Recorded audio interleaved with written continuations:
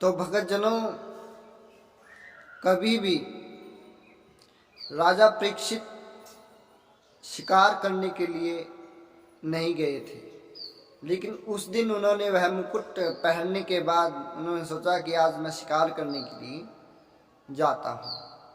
तो वह जंगल में शिकार करने के लिए चले जाते हैं। तब वो शिकार करने के लिए चले जाते हैं। तो शिकार करते करते उन्होंने बहुत सारे जीवों को मौत के घाट उतार दिया। तो मध्याह्न का समय हुआ, उन्हें भूख प्यास लगी, तो वह एक संत के आश्रम में चले जाते हैं।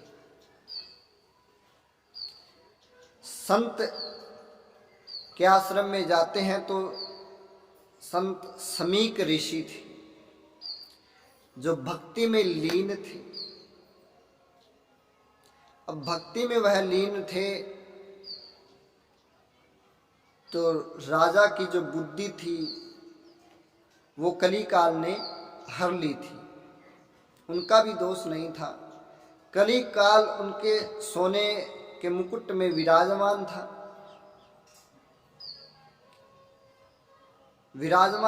तो उस मुकुट के अंदर बैठे हुए कली काल ने, कलयुग ने राजा परीक्षित की बुद्धि को हर लिया। और अब समीक ऋषि जब तपस्या में लीन थे तो राजा ने सोचा कि मैं इस देश का राजा हूं,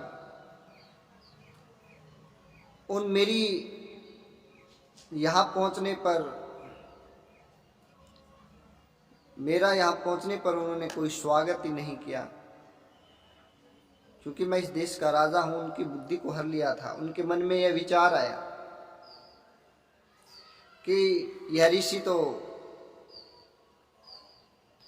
स्वागत न करने की बजाय मेरा अपमान कर रहे हैं, और यह साथ में ढोंग भी कर रहे हैं ताकि राजा यहाँ से स्वयं चला जाएगा, लेकिन उन्होंने मेरा अपमान ही किया है। तो राजा ने सोचा, तो वहाँ एक पास में ही कोई सांप मरा हुआ था। कहते हैं कि जो इंसान किसी इंसान को अपमानित करता है तो वह खुद को अपमानित करता है। जो किसी को बुरे शब्द कहता है तो वह खुद के लिए ही कहता है। तो मरा हुआ सांप राजा समीक ऋषि के गले में वह ढाल देते हैं और उनका अपमान कर देते हैं। उन्हें करना तो चाहिए था ऐसा कि समीक ऋषि की सेवा करनी चाहिए थी, लेकिन उन्होंने विपरीत किया, उनका अपमान कर दिया। होता ऐसा है कि जो ऋषि संत महात्मा लोग अगर तपस्या में बैठे हुए हैं तो उनको प्रणाम कर करके वहाँ से आ जाना चाहिए। उनकी तपस्या में कभी विघ्न नहीं डालना चाहिए, या उनको कभी ऐसा कुछ नहीं कहना चाहिए ताकि उनकी तपस्या भंग हो जाए। वहाँ से इंसान को प्रणाम कर करके लौट आना चाहिए, लेकिन उन्होंने ऐसा तो किया नहीं। सो उन्होंने उसके विपरीत किया। जो मरा हुआ सांप वहाँ पर पड़ा हुआ था वो उठा करके उनके गले में डाल देते हैं और सोचते हैं कि मैं इस देश का राजा हूँ, लेकिन यहाँ उन्होंने मेरी अवहेलना की है, मेरा कोई स्वागत नहीं किया, क्योंकि उनका भी खोट नहीं था। ये कली काल ने उनकी बुद्धि को हर रखा था, इसलिए राजा परीक्षित जी ने ऐसा किया।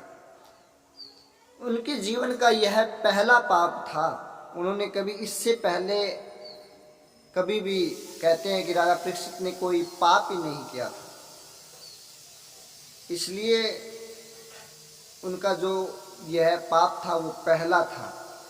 क्योंकि वह इसलिए था कि कलयुग ने उनकी बुद्धि को हर लिया था। बोलिए श्रीमन नारायण की जय हो। आगे की कथा हम कल पढ़ेंगे भगत जनों।